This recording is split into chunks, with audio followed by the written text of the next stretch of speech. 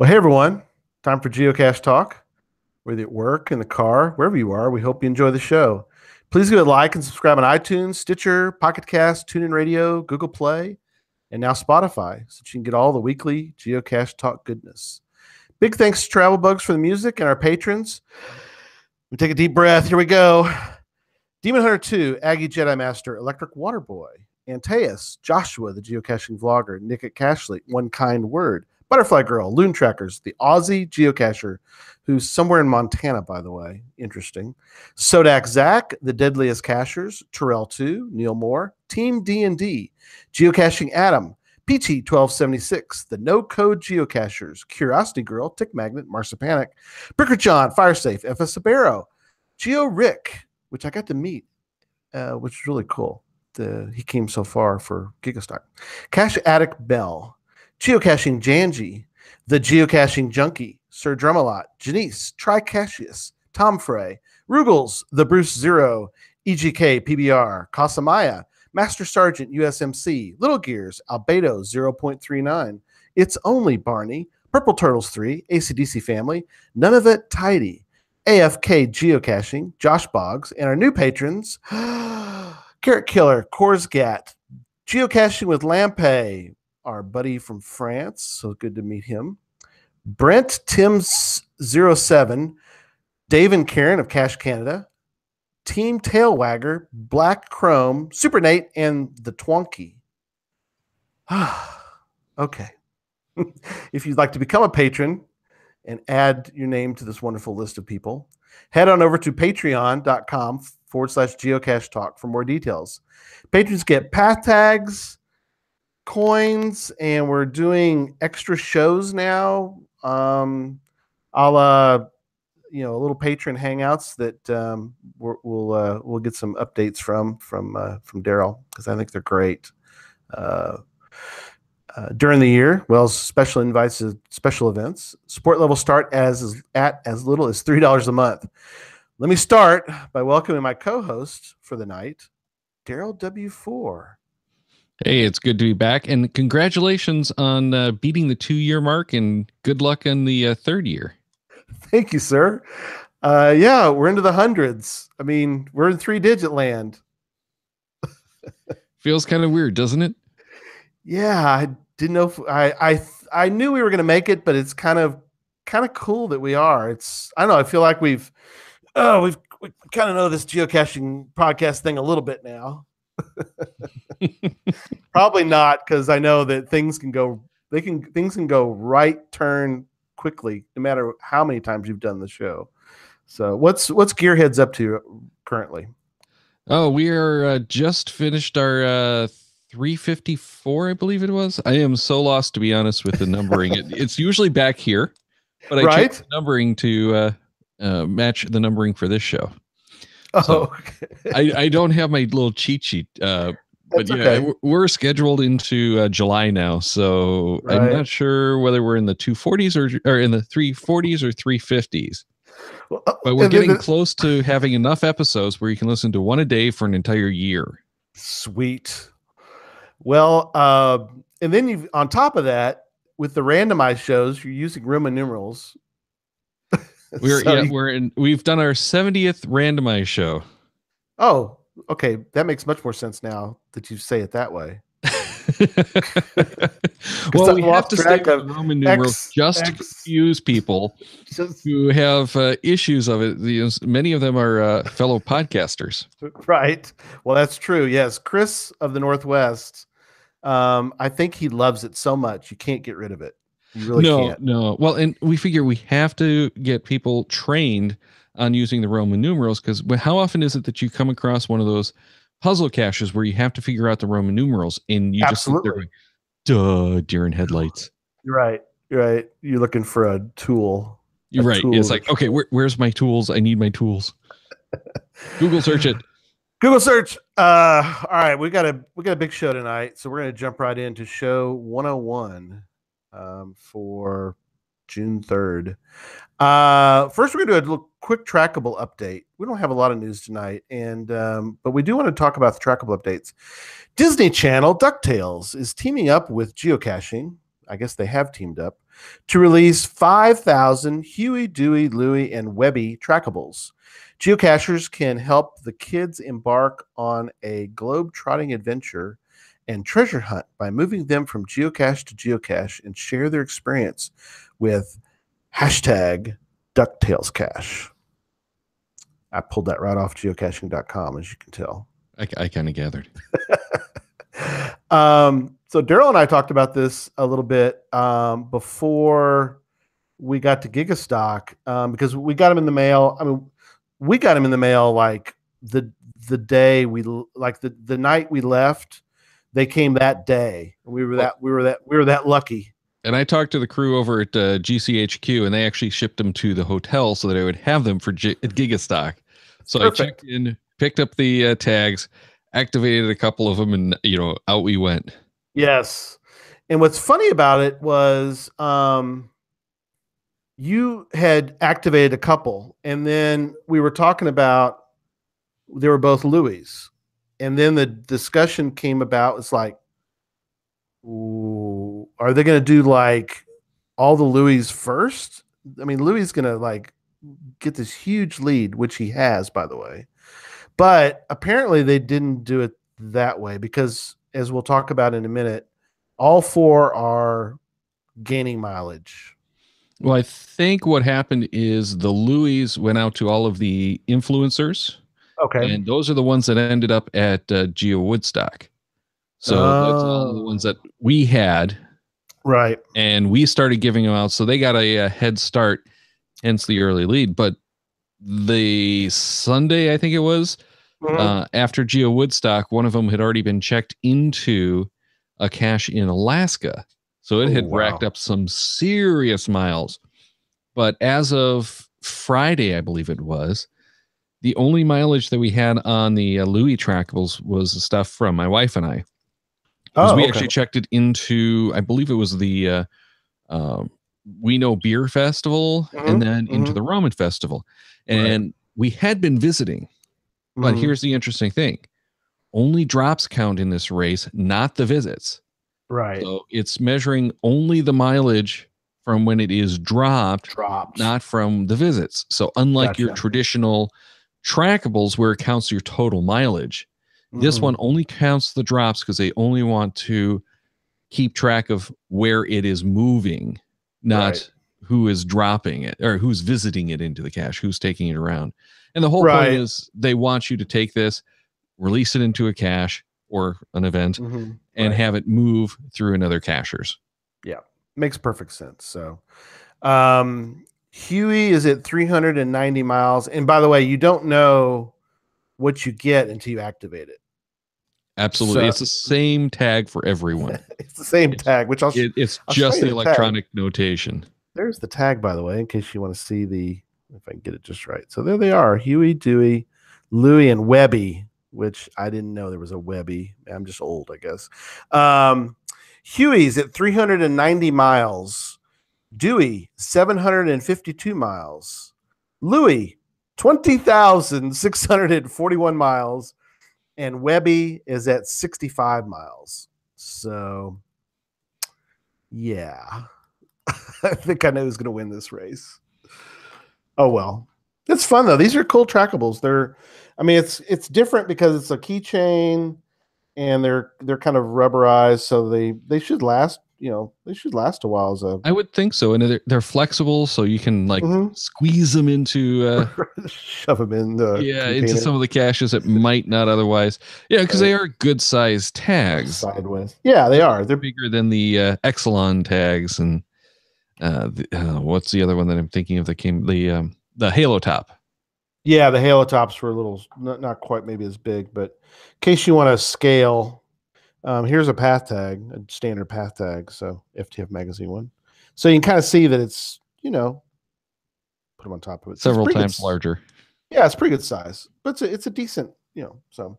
All right, so we're going to give away two. We're going to give away one tonight, and we're going to give one away for our audio listeners, and we'll give away that later tonight. The deadline to enter for that will be Saturday night at the 9th at midnight. So anyway, all right. So let's get into some of the notes. So first, I want to make a quick mention. This is sort of 2-year anniversary. Darryl and I we had to kind of work this out because, and it worked out perfect. We're going to talk about Gigastock pretty much the whole night, and Jesse's not here; he's traveling, and so he didn't go to Gigastock. So, well, I think that was intentional that he's not here tonight because he's boycotting anything to do with Gigastock. Right. At least this year's Gigastock. We'll talk about maybe a one for next year. We'll have to wait and see. But Darryl has been on this show. He was on show 1. I know it just seems like the other day we're doing show 1. Show 26, which was the first podcast of Hope. You're on show 52. Isn't that funny? 1, 26, 52. 52 is intro. Like that. Yeah, it didn't work out that way after that. So that was the 1-year anniversary. Show 52. Perfect. Show 79, which was the second podcast of Hope we did, and we're planning on doing a third one. So hopefully you're invited, by the way, Darryl, to come back for that. Of course. And then show 101, which is tonight. So so there's the shows right there. As I mentioned before, I've been very appreciative of Darryl. He's been such a help, especially after after Cash Release ended and trying to get this doing a show. Basically, I did for myself for quite a while. I was really Darryl was like the person I needed to go to for different reasons. But you really, Darryl, and I mentioned before, you were really the perfect show 1 because I really needed somebody with experience that I could really kind of count on to help me get through show 1. So appreciate that. Oh, it was my pleasure. I always love helping out new podcasters and getting more geocaching podcasts going too. That's right. Absolutely. And we got to meet, which was really cool. We got to hang out a little bit. Yeah, this is the first time we've actually met in person. We've met countless times on the Google Hangouts and never in person. So it was nice. And I think that's the same for Chris. You haven't met Chris or Jay? Northwest. Yeah. Jay was the first time I've met Jay. Yeah, Chris of the Northwest and I have met a few times. We went to one other Geo Woodstock together, and we've gone caching in Toledo, which was his the town that he grew up in. And his parents have now since moved out, but at the time he was visiting his parents, so we went caching. But that's it. So he and I host a show together, and we've met all of really 3 times in the entire history of the shows. Isn't that crazy? That is crazy. And you had never met. I'm sorry, I've been distracted. John Paul is on, and I gotta point this out. John Paul, if I could spell John Paul.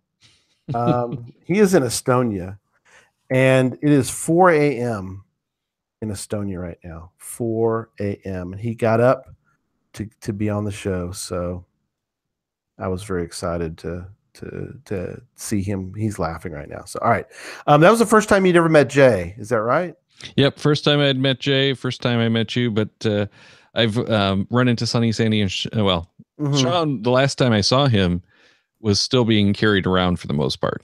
Wow. So I met him, but and then Chris and I have gone to 2 other Geo Woodstocks. So 4 times that we've actually run into each other in person. Well, that's cool. And we'll get into a little bit of that too, as far as the time we spent and what that really means to me, and what it means to you. Because one of the things we're going to do tonight, I was contacted a couple times by some really great people. I don't want to, I kind of planned for this show to be my experience and Darryl's experience. And we wanted, because we don't want to give you a laundry list of all the things that happened at Gigastock because it's over. So you don't need a laundry list of what all happened there because it's over. But I wanted it to be really the experiences that he and I had. And so I know that others who, good friends of mine who said, "Hey, I'd love to be on, talk about things." I was like, I want to try to focus on a little bit of this interaction between Darryl and I, and our. I wanted to give a little bit different experience. I wanted to give people what our experience was, so that you could sort of get a different feel for it. So anyway, after saying all that, go ahead. I was going to say, one of the big things is not the event itself. The event is just what gets you there, and it's a lot of fun, but it's all of the experiences around it, getting out with all of these people that you really don't have a chance to meet otherwise, experiencing caches that you don't get to see otherwise because it's a whole new area. And it's really about all of those experiences around the mega events, in this case, Giga. So it was intense because there were people from all over the world. Oh, yeah. And for Gary and I, and so many other people there, like all of the vloggers and fellow podcasters that were there, you're just walking down the street and people are stopping you and talking with you who know you because of the shows that you're doing and the presence you have through social media and through the shows. So it really is great meeting all these people and getting to learn more about them, where typically it's, an email or two might be the best that we hope to see from them. Right. And, there's something that is we're going to get into the first, we're doing a little before Gigastock is our first topic. And one of the things that leads into that too, Darryl, was it's interesting that with things like Periscope, us podcasters who we're on once a week, I mean, pretty much it's rare that we'd ever be on twice unless we're on somebody else's show or something. But so we're on once a week, and we've got, an audience that understands about the podcast. But to do a Periscope, I think kind of gives us podcasters a little bit of a different angle. I mean, I like doing Periscopes, short, sweet, just kind of show a cache or whatever, and something different, which is interesting because we were, I'm not sure where we were at the time. I know where you were. You had just gotten back, I think, to the hotel after doing the donut trail, and you had all these donuts laid out, and it was fun being on the Periscope, asking you and Renee questions about the donuts. And that was a great, I love that Periscope. That's a good example in my opinion, that's a good example of how to use Periscope. Well, that donut trail was so much fun, and we really wanted to do a lot more on the trail. But the donut trail is a series of, I believe it's a dozen different donut shops, and then they also have a Geotrail or Geotour. So it's two separate things. And really what you want to do is hit both of them at the same time. So you have 12 different places to go for donuts, and I think it's 14 geocaches that you have to go to, and you have a passport for each. Well, it was really tough to get everything mapped out and working right, and I had several problems with it, which we talked about on Randomize. We talked about it a little bit on the bonus show. I'm not going to continue to go into that. That's okay. Yeah. But it really takes some planning. We ended up using Cache Tour and going through and planning the route based on when these stores opened. The first one opens at 3 a.m. Right. They close in many cases when they run out of donuts. A lot of them close by noon. Which could be early, right? During this, because all the people are in town. And we did it on the Wednesday. And Tuesday you can't do it because not all the shops are open. Right. So we did it on Wednesday, which was already busy.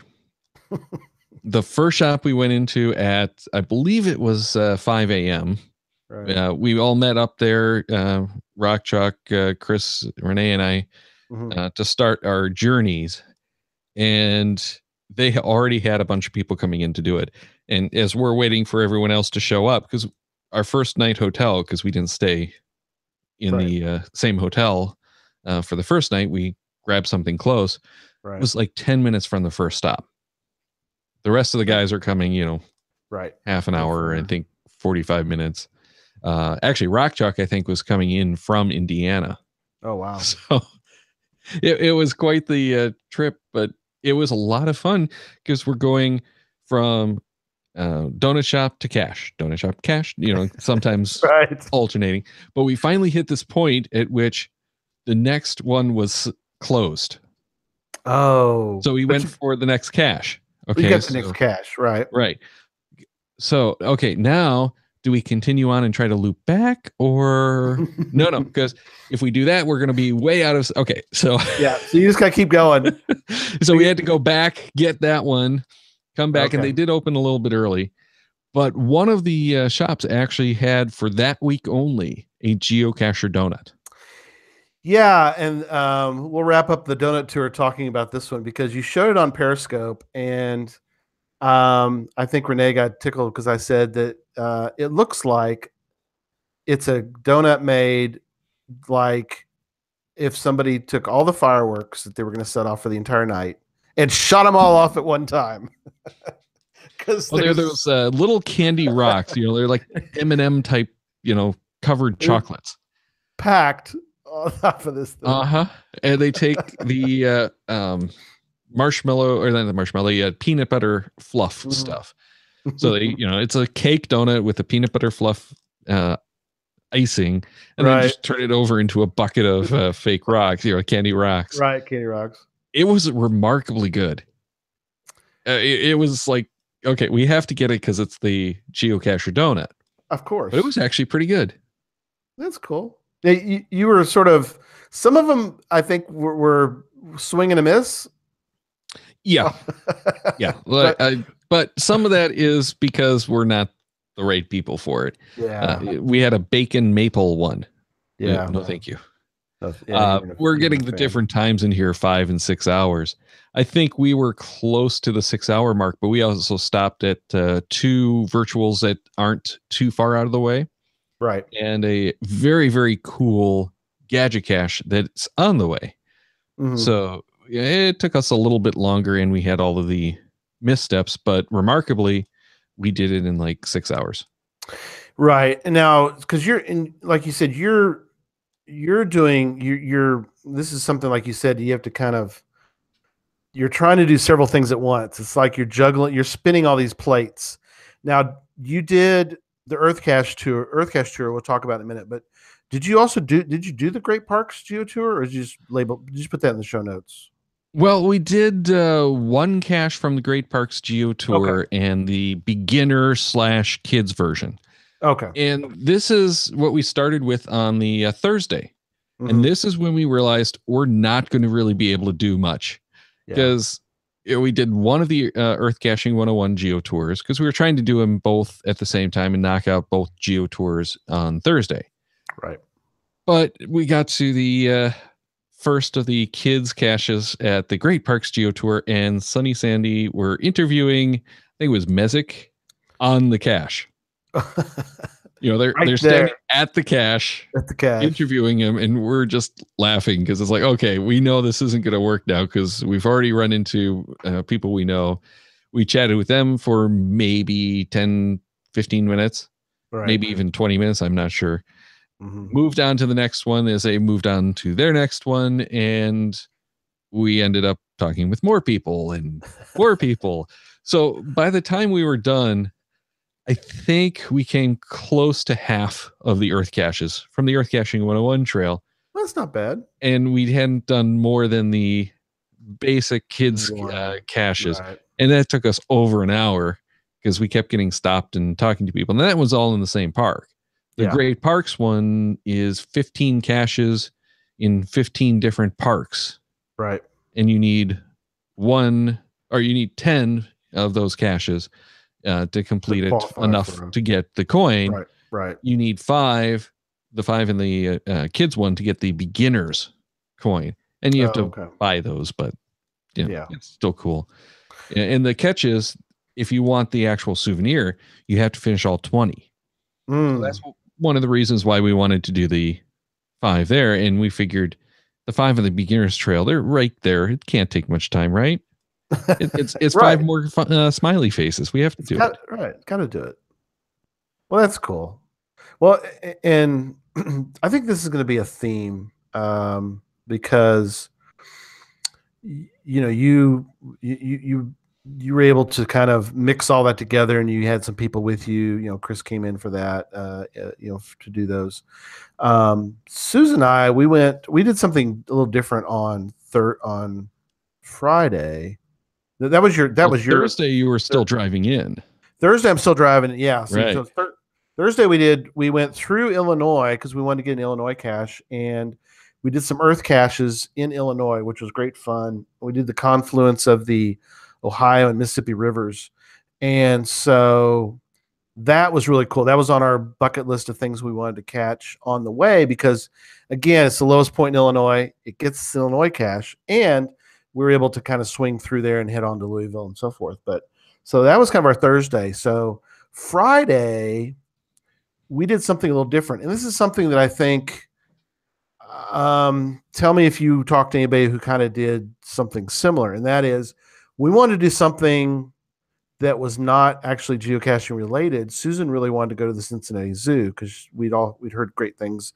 We wanted to see Fiona, the baby hippo, and so we did something different. And this is sort of, I think, something that happens a lot of times at megas. You have to kind of pick and choose what you want to do.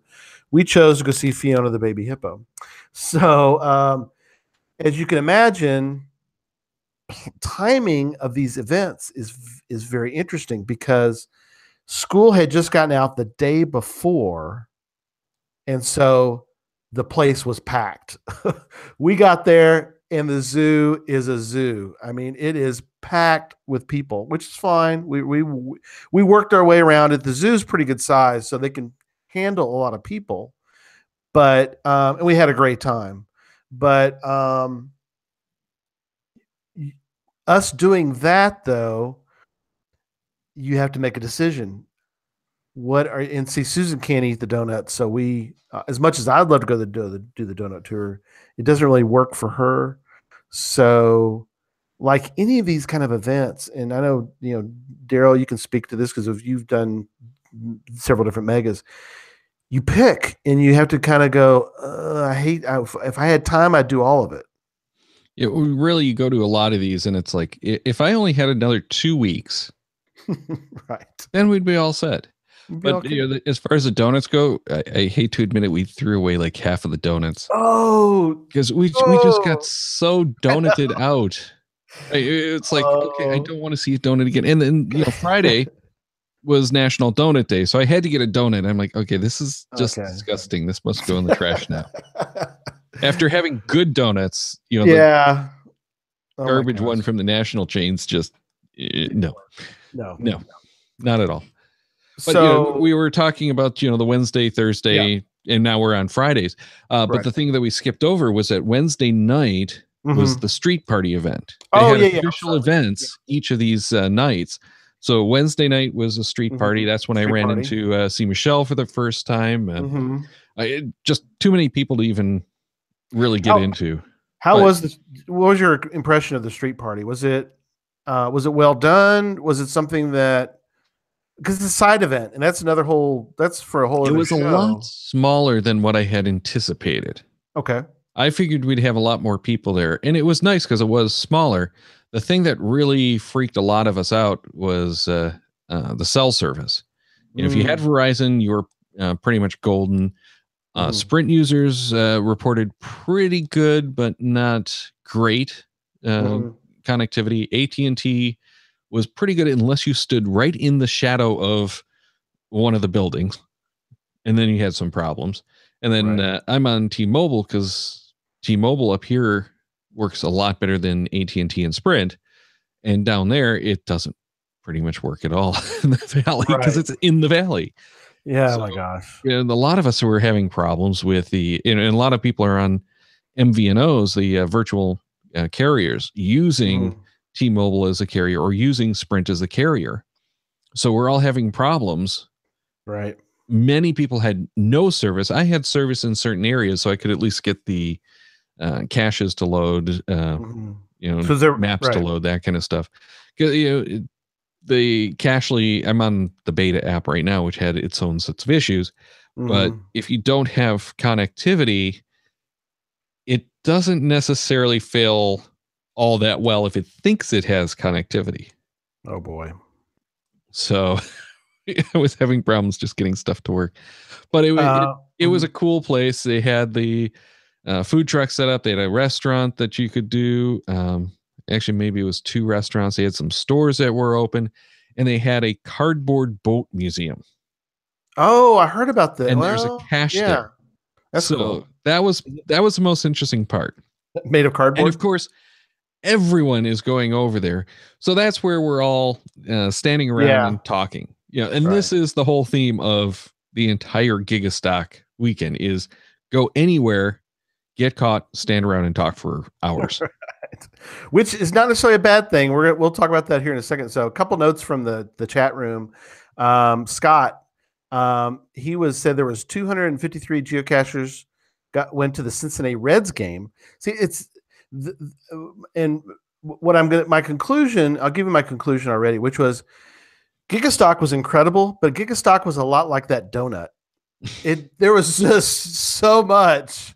It was like shooting all the fireworks off at one time in one city. And so there's stuff going on everywhere. So, Scott, I know, I think he even got to like take the ball out to the pitcher's mound. So, I mean, so they were, the Cincinnati Reds sort of got, we were welcomed in a sense by that. It was on the news, and okay, well, I'm getting sidetracked. So anyway, Friday, let's talk a little bit about Friday. The people are saying the boat. Let's not miss a Thursday beer event. Oh, yep. Yep. That one, I couldn't really do as much as I wanted to because we had to bail out early for the Geo Gearheads recording. Right. We did live from the lobby of the hotel with the orange plates in the background, which is going to be famous for like ever. Right. But that one was, again, a smaller event, but it's a smaller space too. And I've heard that the beer was great. I didn't have a chance to do anything with it, but it's a small little brewery that really was a cool place to go. And it is packed through the walls out onto the patio. It's got too many cars trying to park. Yeah, see, it reminds me a little bit when we were in 14er up in Denver. They had a beer event, and it was packed. It was fun. It was the first time I'd met Sonny and Sandy, and briefly, because I mean, probably your same experience was it's just a whirlwind, and like you said, in a case like that, it's hard to really maybe enjoy because it's such a packed in event. You think? Well, but it's again, you sit down with some people that you've not had a chance to meet with at all, and you just have a great time. I was walking around in my Captain Rodney's shirt and got accosted by someone who was looking for the Captain Rodney's people. Oh, right. Then we realized that it's me. They got all excited, and we talked some more. But that was also the first time I was handing out the Geo Gearheads tags. Oh, yes. So we started passing some of them out. We didn't have a whole lot with us at that time, but, started passing some of them out. And I really enjoy going to these events. I love the tag, by the way. Thank you. It turned out very well. I'm very happy with those. Great.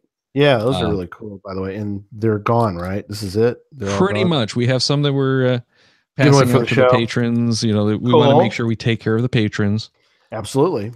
So we've got a bunch of them that we're giving out, and we have a couple that we're holding in reserve. Can't let them all go. You can't let them all go. You got to keep one, at least. Right. But one of the things that I really love doing at these events, and I blame TV Scan for it, is run around the parking lot and get all of the cars. Oh my gosh. We could talk all night about this, by the way, because I'm still getting, we just talked about, I just got one right before we started the show. I got another one. So it's like, but here's the problem. I got through one row and then we got stopped talking about how to use TV Scan. And then I had to go. Then you had to go because you spent all the, so there you go. Spend all the time training people on TV Scan who were having problems figuring it out. Right. Which is it's a great app. It's really cool. Oh yeah. And I love doing that, but it's, I got 1.5 rows, sidetracked, whatever, right? Yeah. And then off you go. Oh my gosh. Yeah. So the beer event apparently was very well. It was really good.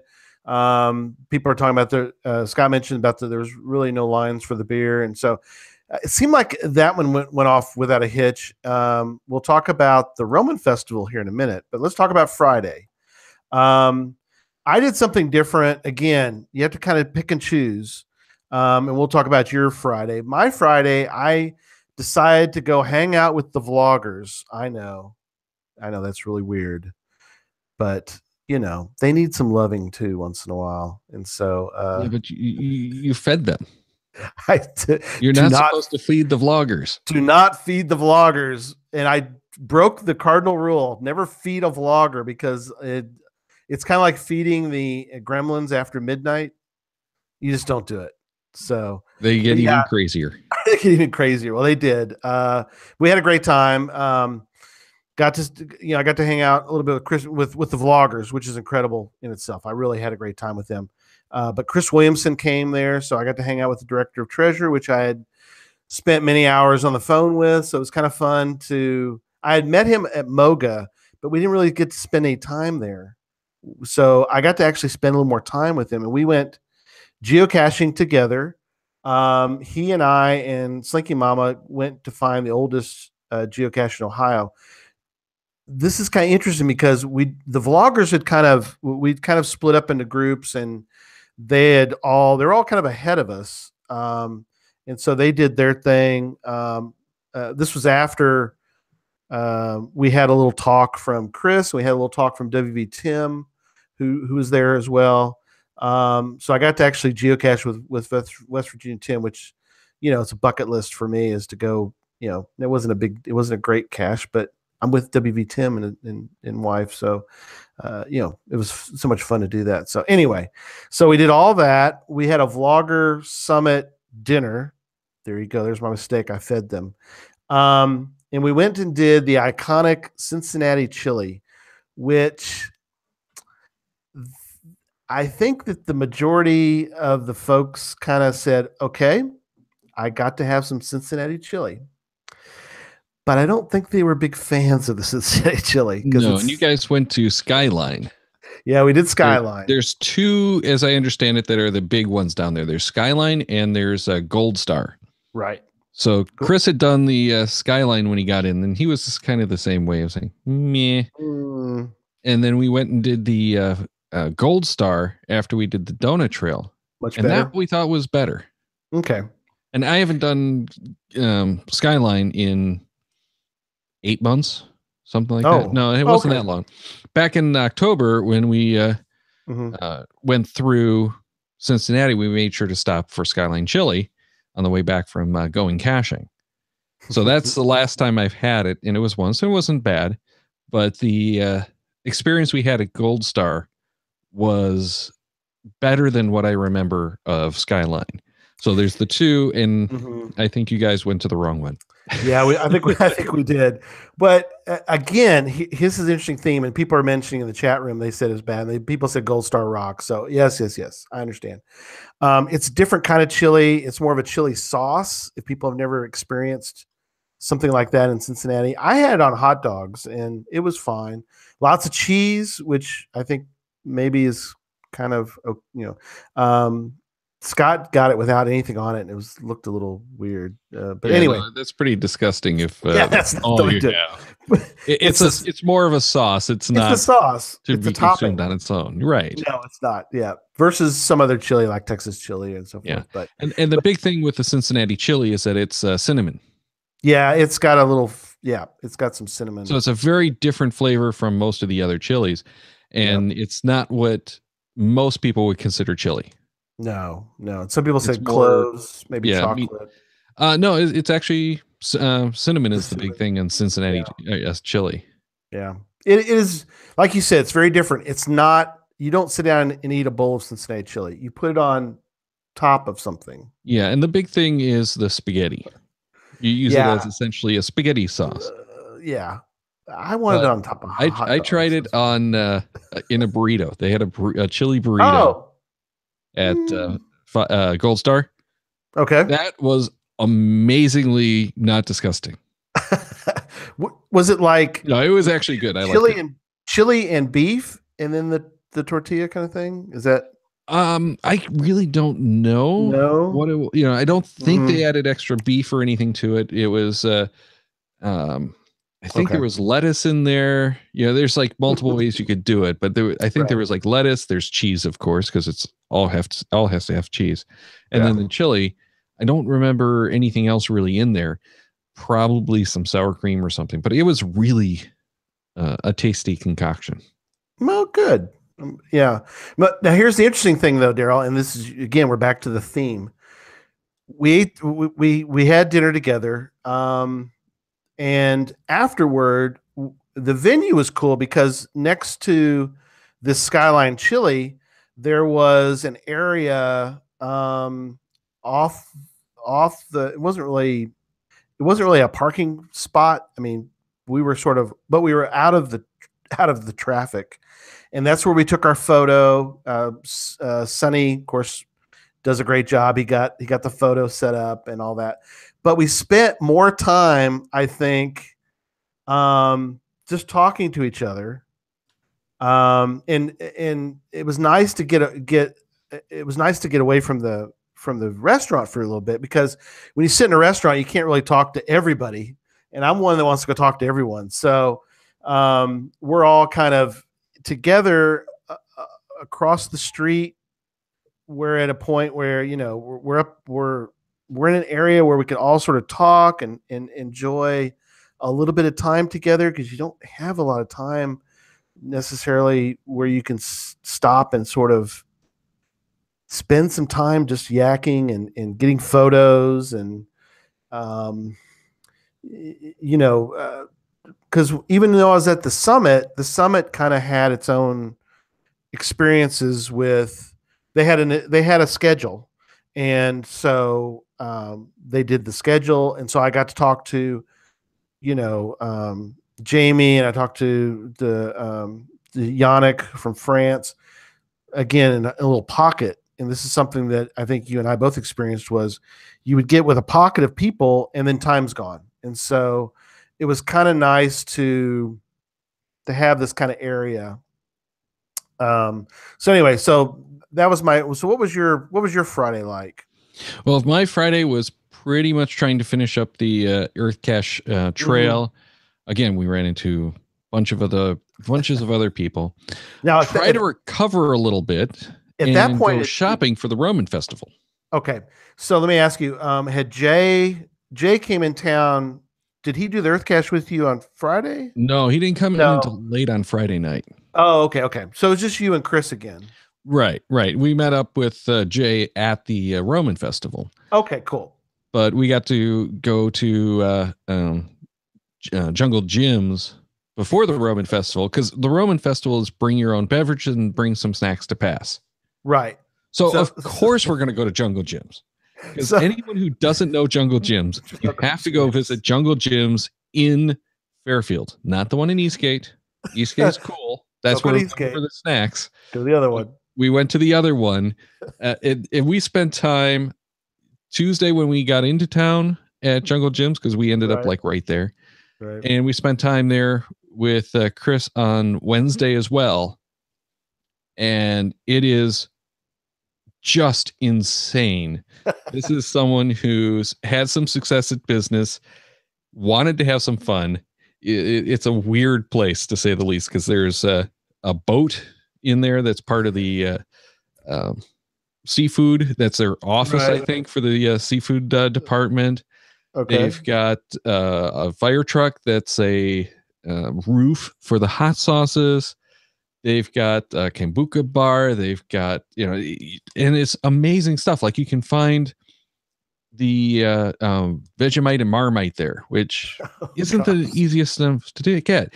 And there's all the Captain, I shouldn't say all, there's a lot of the Captain Rodney stuff available there too. Right. Which, typically is not the easiest thing to find. Right. Red hot. And this is why we went there. They had chirps, which are chips made of Crickets. Oh, yes, I heard about this. Yeah, they have a wall of soda, and we didn't want to do the alcohol for the Roman festival. We just, for one, we were dehydrated. We didn't need alcohol. We needed some, but we wanted to get some cool sodas. So we ended up getting a 6-pack of various different sodas, including a red hot cinnamon, a snozberry. We got a cheer wine, which we've never tried. Right. But someone in the chat asked why the Fairfield over Eastgate. Eastgate was new construction, and it's still building out to be cool. The one in Fairfield is the original. We'll call it original. It's not their original store, but it's the one where he got out of control originally. They have a monorail that goes from the station to an events center. Gosh. That doesn't normally run, but it's a monorail. Right. It's a monorail in a grocery store. And this is one of those places that they started off with, a small place, and then they expanded a little bit and expanded a little bit more and expanded a little bit more. And it's just this insane maze. Eastgate, it's just, a big store. Electric Water Boy said he couldn't even buy a beer because he couldn't make a choice because there's the choices are like, well, and here's one of the cool things because there's so much stuff there. That Fairfield location was going to be used for the registration. Right. I remember they talked about the liquor department. That's where we were going to have it. And the liquor department is huge. It's like the size of most of your normal grocery stores. Right. And it also has outhouses as bathrooms in there. Of course, when you open the door, it goes into a regular big bathroom. Right. But they use the outhouse as the entrance. Oh my. But they have animated characters, kind of like what you'd see at like a Chuck E. Cheese or something like that too. Mm-hmm. So, it's someone who had a lot of fun. Well, Dee in the chat room says she bought 24 root beers. I'm assuming she bought 24 different kinds of root beer. Yeah, and she probably only had maybe a tenth of what they actually had available. Oh my gosh, that's insane. Yeah. So we ended up with some birch beers and root beers too, of course. Right. But yeah, that's the whole thing is we had to go there because they have the weirdest, coolest selection of any place I could imagine. So that's where we had to go. That's and awesome. We got weird snacks, we got weird beverages, and we went off to the Roman Festival. The Roman Festival, yes. So that was Friday night. Now, I know people left. So this is sort of the merging of a couple of the stories here is that I know people left the vlogger dinner, Joshua for one, and drove to the Roman Festival. Now, here's something interesting is Joshua called me and we just sat and talked on the phone. And I talked to him for 30 minutes or more probably. And I'm thinking, how far away is this thing from where he was at? So he's trying to get to the Roman Festival, which I guess was east, of Cincinnati. And anyway, what was your thoughts on, because you had to get, because I guess it was a little bit of a haul to get out to. It was a lot more of a trip. And this is the same venue where you could camp. It's at the fairgrounds, where they had the camping, and it was confusing to get in. Okay. There was no clear signage as to how to get in, and the indication from GPS, if you followed, was to go to this back gate that was locked. Oh, whoops. Yeah. So you have this constant trail as we're coming in of people going to that gate, turning around, going back. And right. So it was a parking lot full of trackables. A lot of people just milling around, chatting, ran into tons of people that I knew, many people I didn't know. And it's literally hopping from person to person, getting interrupted constantly. And it was great. It was a fun way to get to know people, but the bonfire didn't get going as soon as you'd expect. And it was just so busy that we never even pulled the snacks out of the car because it was like we just don't want to all this stuff around, and we're all talking. And most we want, something to drink. Right. We don't want to deal with, the snacks and stuff, and we're really that hungry either. Right. Well, again, it's interesting because like you said, the side events, and this is something I guess would be as we kind of start to get to actual Gigastock, which is if you can, you need to plan for, because this is completely different, and I want to get your experiences on a couple other ones. But so the other megas I've been to and I've enjoyed thoroughly, Texas Challenge. They have events prior that you need to plan, that you should try to plan to do. So it's a little different. When you go to Texas Challenge, though, people leave the event because you're out doing the challenge, then you come back to the event after it's over. But they have when we did 14er Geo Woodstock again. Fortunately, we got there early, which this time we didn't have that opportunity because of changing jobs and different situations. Because I'd love to have gotten there on even a Tuesday or something to do other things, because there's so much to do. You were able to do more, I think, than, we'll say, like Jay. Jay came in Friday night. He basically, turned around, did Gigastock, and then moved on. So I guess if you can, try to plan ahead, or try as much as you can.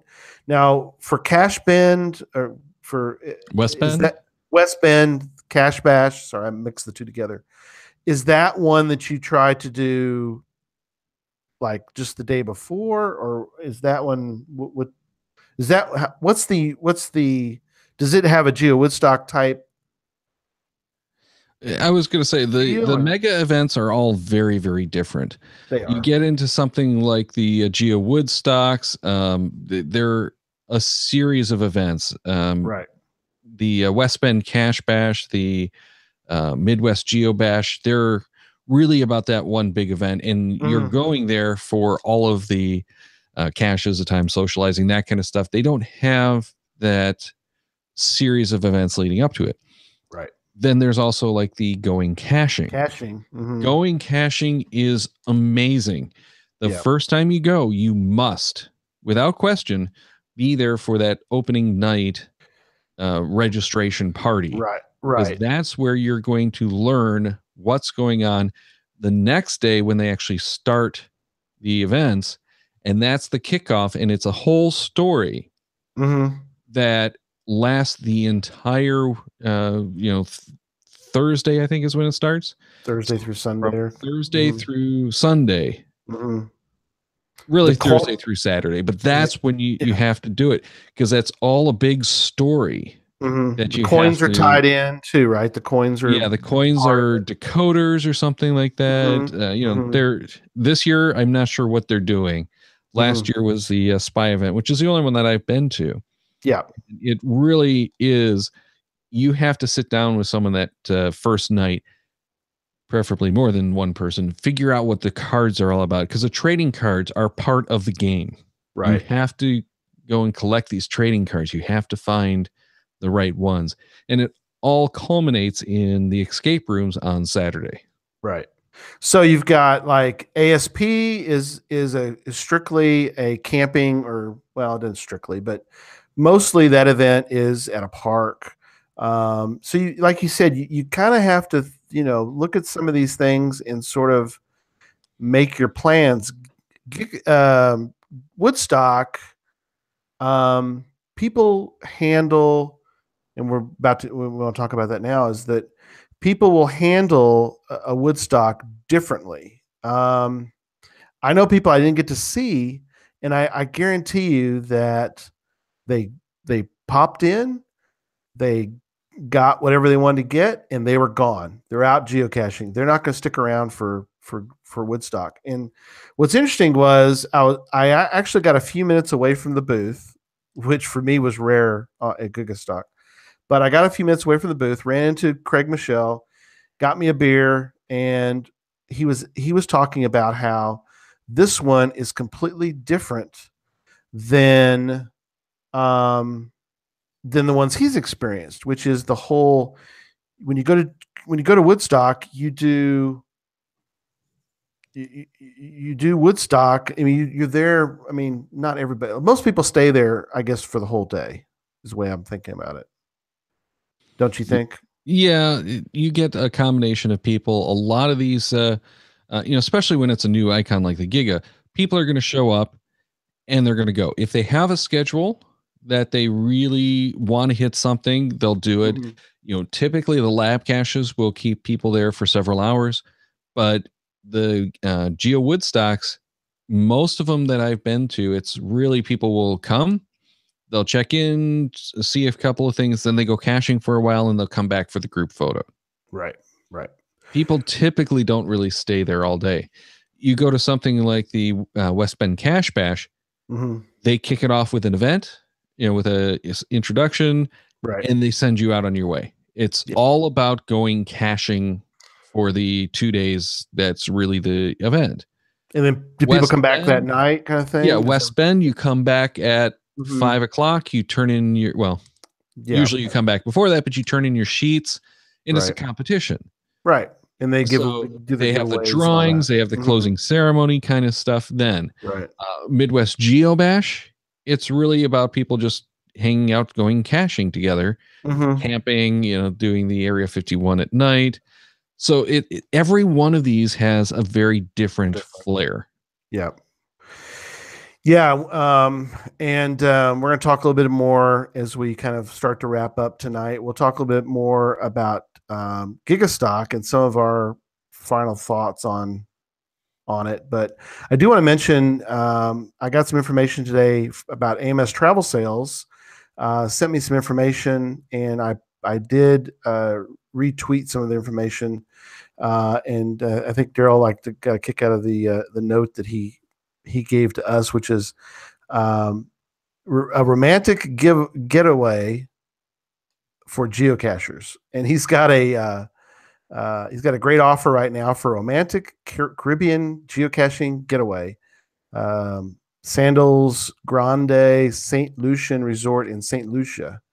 Fantastic couples only, all-inclusive resort, which happens to be next door to a national park, Pigeon Island. And he said he went to visit St. Lucia a few years ago, and he found several caches there. So one thing that AMS Travel Sales really does well is they find you great places to go. And if you're a geocacher, one thing that he will do is he will get you a GPX file of all the caches, in this case on the island, and he will send you travel documents in a custom painted ammo can as well. So, so thanks AMS Travel Sales for providing great trips for geocachers and providing them with being a geocacher himself. He gives them a lot of cool things like a GPX file. So thank you again, AMS Travel Sales. So you and I had a booth along with, and I think this worked out really well. And I'll get your thoughts on this, but Land Monkey, Chris of the Northwest, Sunny Sandy and Sean, and you and I were all there, and we got together.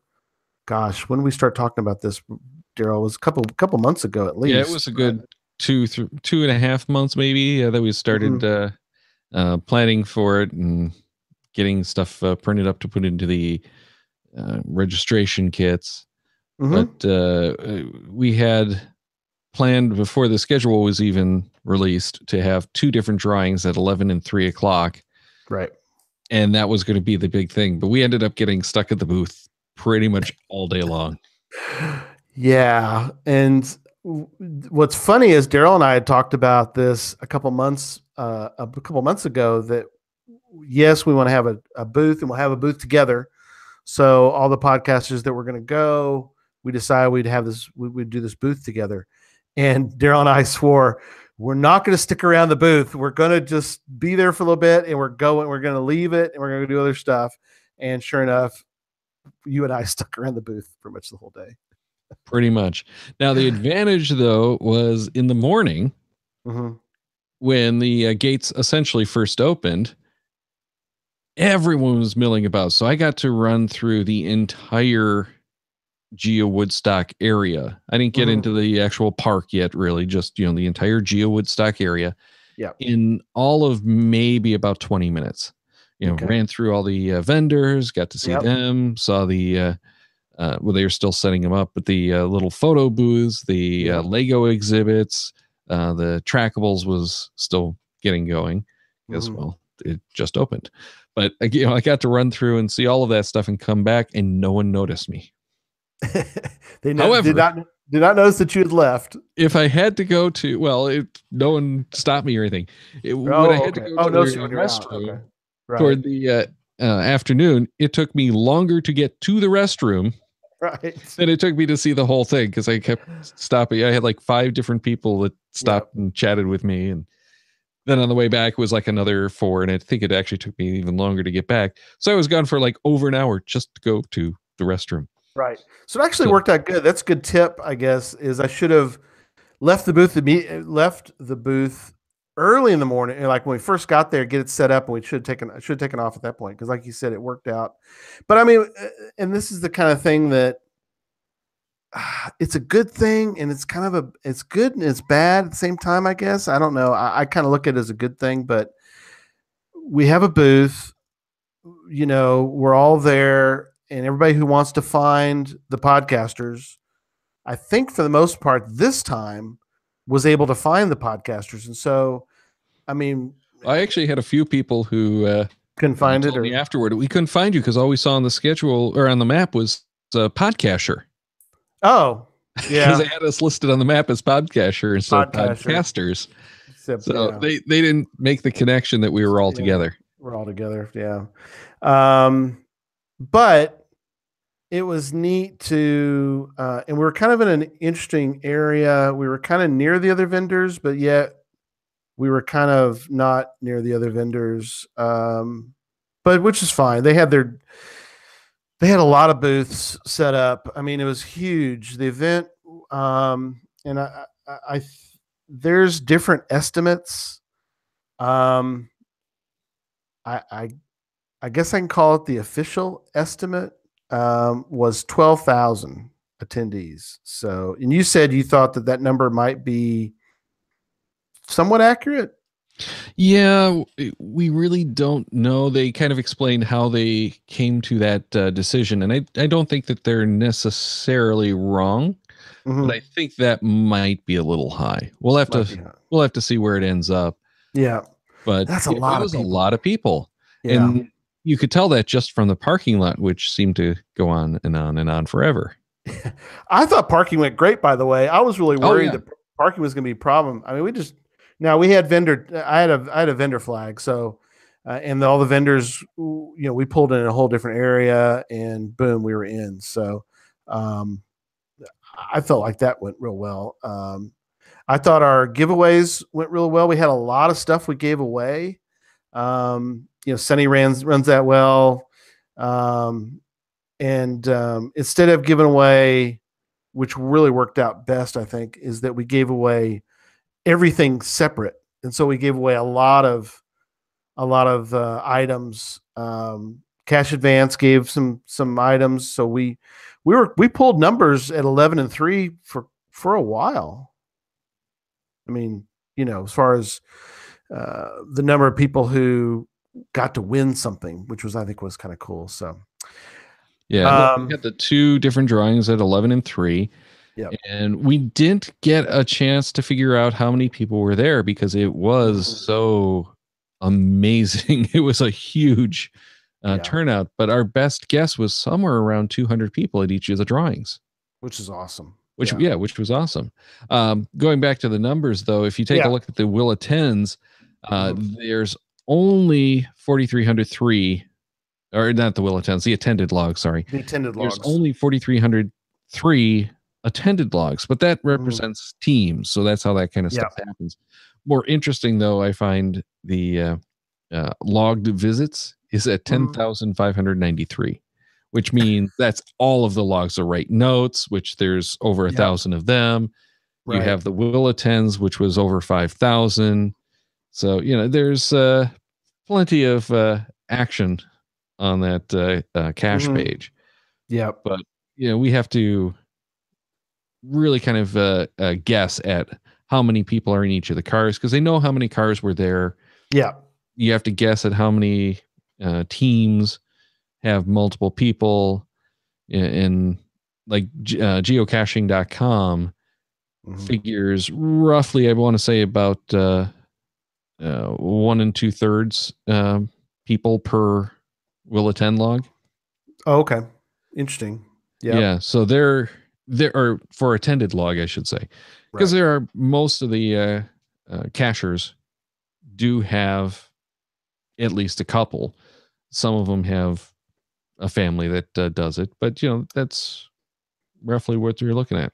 Yeah, Slinky Mom and I, we have one account, so there's two of us. Do you and Renee have the same? Do you? Renee and I have separate accounts. Separate accounts. Okay. Yeah.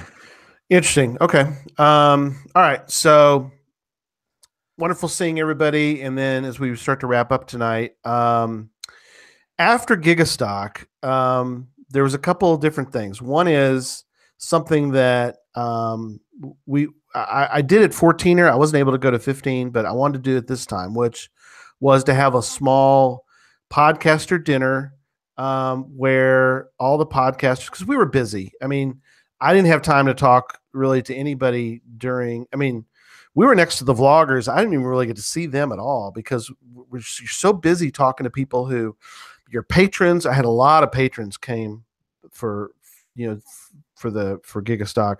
People who watch or listen to the show, you want to give them some time. I mean, you're doing the same thing. So like you and I didn't really get to talk much during that period of time because you're busy talking, to the Gearhead folks. I'm trying to talk to these folks. So afterward, we had a quick dinner together, and I think it went pretty well. We went to somewhere in downtown Cincinnati, had some pizza together. May not have been the greatest venue, but as I told everybody, it was the place I could get reserved for 14 people.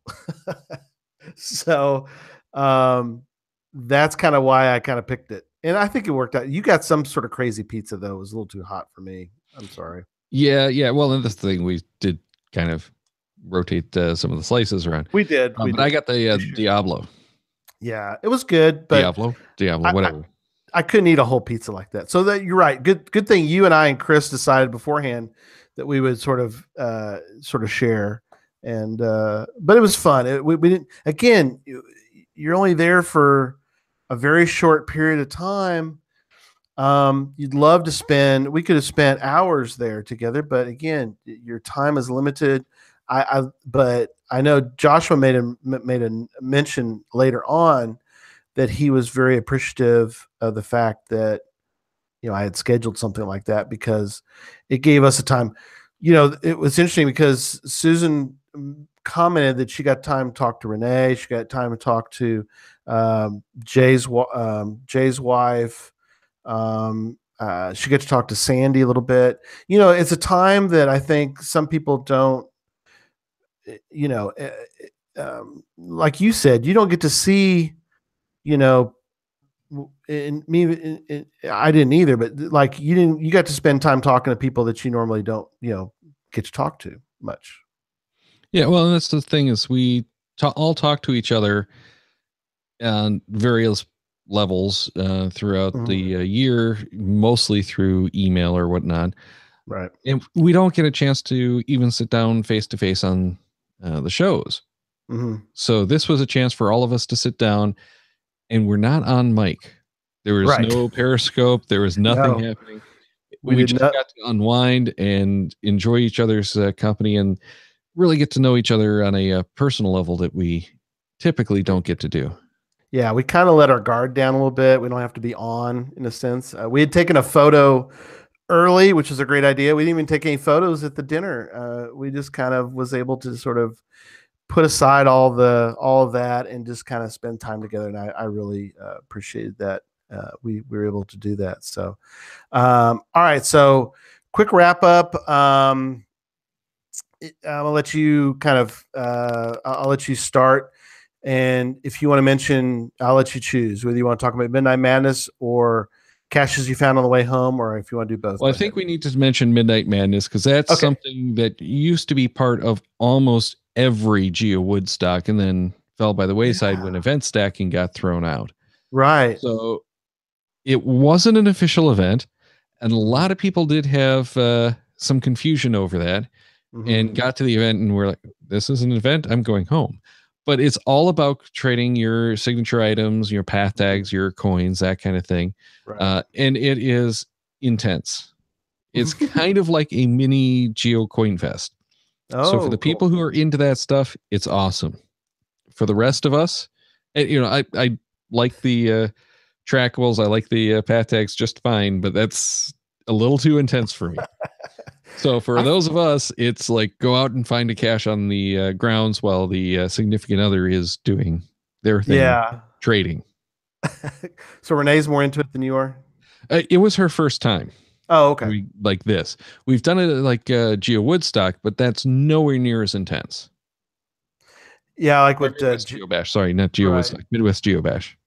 Yeah, so Jen mentioned in the comments, she goes, Midnight Madness was the first for us, and it was just that madness. We loved it. Yeah.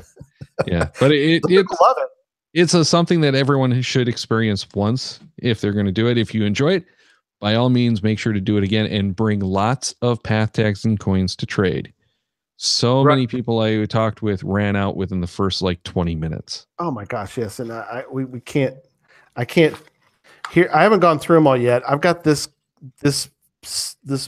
thing packed full of coins. I've got path tags. I've got buttons. I haven't gone through them. I'm dropping them all over the place. I mean, it's incredible. And that was just that was just there. I didn't even go to Midnight Madness. I can't imagine what it would be like. But that's a whole other world. Absolutely. I mean, it's incredible. And you found some caches on the way home. Yep. Yeah. And we just, after all of that, we didn't get up in time. We were going to meet Chris in the lobby and do breakfast before we took off. And he was going to do the CETO event before he had headed back to the airport. And we overslept, went to the breakfast, and then took off. Straight shot up 75, right? 3 rest areas or 4 rest areas that we had planned to hit. First one we went to, got the first cache, had some problems with it, moved on, and got stuck talking with people for like 20 minutes. Okay, we're going to go get the other cache. Got stuck talking with people there, went back, so we were there for over an hour talking with the various cachers. And it's a 4-hour drive. We spent at least 3 hours additional talking with people at the rest areas. It was like every rest area we hit. And, of course, we scoped it out and made sure to hit the ones that have geocaches in it. Right. But it was, everyone we're talking with more cachers and having a blast. There's more trackables in the parking lot. So, of course, you have to discover the car that you spot on your way back from the cache that also has a trackable. And then they come out of the woods. You could go crazy. And some people did. They went crazy doing they spent hours probably going through the parking lot. I've got more than 5 or 6 logs of people who spent their entire Geo Woodstock going through the parking lot, getting the trackables off everyone's cars. Yeah. But this is on the rest areas. You're driving home. You don't really expect to see that, And these are, I don't think more than one of the rest stops I knew anyone, and they didn't know me. So we're just talking as regular cachers. Random geocachers. They didn't know you do a show and all that kind of stuff. Right. So, I didn't have any path or any of the trackable tags to give out.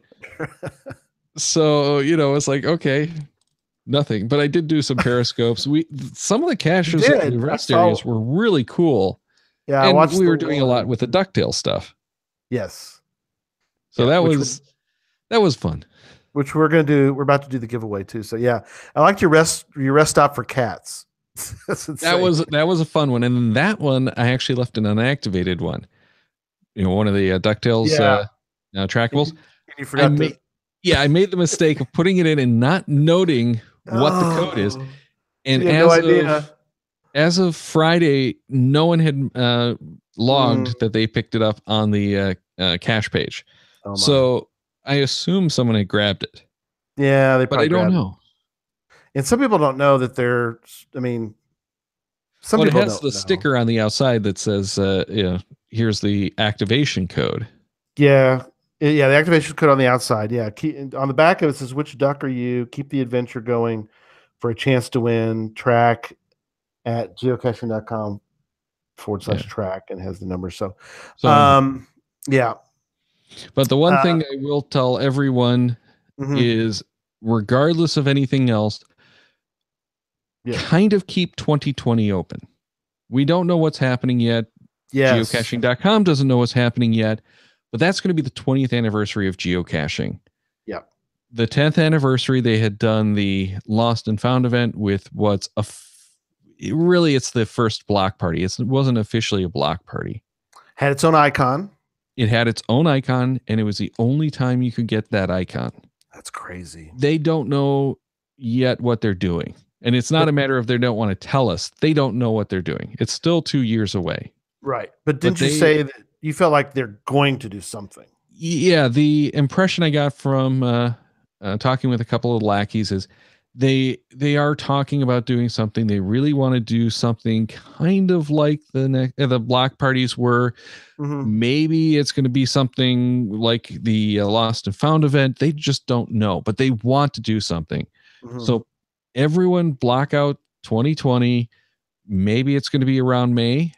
That would be my guess, since that's when the weekend is. Now they'll have a Woodstock that year. I wonder if they're going to try to move Woodstock to July, which I would wish. That's what they had done in 2010. Oh, 2010. Yeah, because Seattle's a little bit chilly in May. In May, or it could be a little more of a guess at that point, right? So. Yeah, so we don't know if Geo Woodstock is going to make it back out there. We don't know if it's going to be a totally separate event. Yep. We don't know anything, and we don't even know when. But I'm going to assume it's going to be either in May, around the holiday weekend again, because that's kind of close to selective availability and the birth of geocaching. Or maybe it's in July when it gets a little warmer. We just don't know. But yeah. Keep an eye. Plan on something big happening that year, and that's going to make the Giga events that we're familiar with look tiny. Yeah, because you're going to have everyone making it out there for the triad. It's going to be a big event. Yeah, it's going to be another one of those like Mecca situations. Yeah, that's a good. And again, that's a good time if you're wanting to go up there. And you want to do all that and include something else, that may be 2020 might be a good time to go to Seattle. Just a thought, but yeah. So keep that in the back of your minds. Start putting away money in the passbook account or whatever. Right. Make sure that you can make it to Seattle in 2020. Yeah, there you go. All right, we're gonna give away one of these unactivated DuckTales trackables now. So get yourself ready in the chat room. And we're going to give away another one. I'm going to tell you how to get the audio version of the DuckTales trackable or a chance to win. So if everybody is ready, get your fingers ready to go in the chat room. Everybody's set. Everybody's ready to go, hopefully, because here we go. Tonight's giveaway is this question. We know Louie is in the lead, but who is bringing up the rear between Huey, Dewey, Louie, and Webby? Who is in last place right now? And everybody's thinking about it. Insert the music now. Oh, we got a winner. That was fast. Geocaching Ham. And then here come the Webbies. So he put Huey. Sorry, Cash Addict Mel. It's not Huey. Gabby. Good, Electric Water Boy. Gabby. That's correct. It's no. I know there's a delay, and so it's hard for some people to get in there. But anyway, so Walter, I will get you your information. I think I have it around, but I will definitely get your information, and I'll send you one of these unactivated trackables. And for those audio listeners, and if you're listening tonight and you didn't get to win, you can also send us an entry to win one as well. So before Saturday midnight on the 9th, we're going to give away one more of these. The way you would enter is you're going to send me an answer to this question, and you're going to send that answer to geocachetalk@gmail.com. The question is, and I mentioned it early on the show, how many times, including tonight, has DarrylW4 been on Geocache Talk? Send your answer to geocachetalk@gmail.com, and you'll be entered to win, and we'll announce the winner next week. Darryl, thank you again so much for being on tonight. You want an instant correction, though? Oh, yes. We put the numbers in at the beginning of the show that were actually accurate then, but it has changed. Has it changed? Is somebody else in the lead is now in second place. She jumped from last place to second place. Oh, I see. I wanted to make one who's moved. I'm not kidding. She's the only one that's moved since the start of the show. So she went from 65 miles up to 1328. No way. So she's now in second place. Oh my gosh. So I messed that up. So Webby was originally. Well, no. Webby was the right answer when we started the show. And that's what we started with. That's what is it. But I think that's hysterical. So the people who said Huey are technically not wrong, but they have, because they got the updated information. Well, I just updated just a second ago, and apparently, you're right. There it is, 1328. Yeah. Well, I think it's funny though that Webby is the only one that moves. So here's my guess: it's one person who went like across country with it. Yeah. And we were noticing that when we activated and dropped our DuckTales initially, we were the only ones that had done so. So the mileage that we were dropping was the only thing moving the chart. All right, so I'm gonna send an extra one to the person that answered the first person who answered Huey, which turned out to be Mel Stowe. So Mel, I'm gonna send you, because you actually were correct and you were the first one to say Huey. Garrick was just right behind her, but so I'm gonna send one to Walter, one to Mel. And once again, I do crazy things on numbers. We tried to do one time, Darryl, with number of something, and of course, not thinking about it, that people are listening to the show later, and the number kept changing. So I was like, dang, I screwed that whole thing up. So never use numbers. The catch is, whenever you ask a question like that, yes, all your listeners, remember, it's whatever was mentioned at the start of the show. Yes, that's the way we should have done it. But that's okay. I'll give the a couple current numbers. It's what are the official show numbers? Right. There you go. Well, your number can't change, I don't think, between now and Saturday of the number of appearances. So that number I'm okay with. Oh, so but there's the bonus show that we're going to do after this, right? The bonus show, right? That'll add for another. No. No. All right, we're wrapped up tonight. So next week, just be back. We're going to do favorite finds part 2. We did a part 1 of our favorite finds. In 2 weeks, we're going to do something interesting.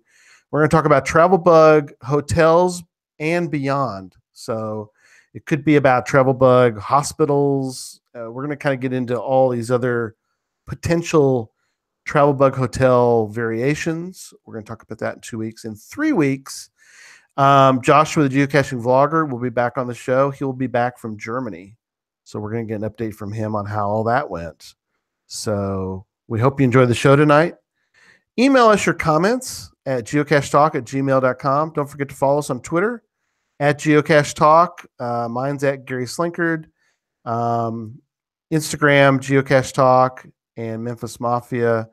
Darryl is on is it which ones do you want to give out for? Well, let's do Instagram because that's where most of the stuff that I've been doing lately has been, and Twitter. So it's DarrylW4 on both. Okay, great. So catch Darryl on those and subscribe. And please subscribe to the show. You'll see the little link down below. And so you can see and hear the show on a weekly basis. Tell your friends about the show. Get them into the chat room. The chat room was, of course, banging again tonight. It was rolling as usual. And I was missing Jesse. He's usually really good about being in there. I know Susan was in there to help out a little bit. And I think everybody was pretty civil for a chat room tonight. So, Except maybe Garrick Peters. He's he's causing problems. He's a crazy man. Love Garrick. And love all the people that were. It was good night. So, all right. Well, until next week, don't just talk about geocaching. You need to go out, go to a mega or a giga or just any kind of event and enjoy it. And then after that, you can go geocaching. Good night, everybody.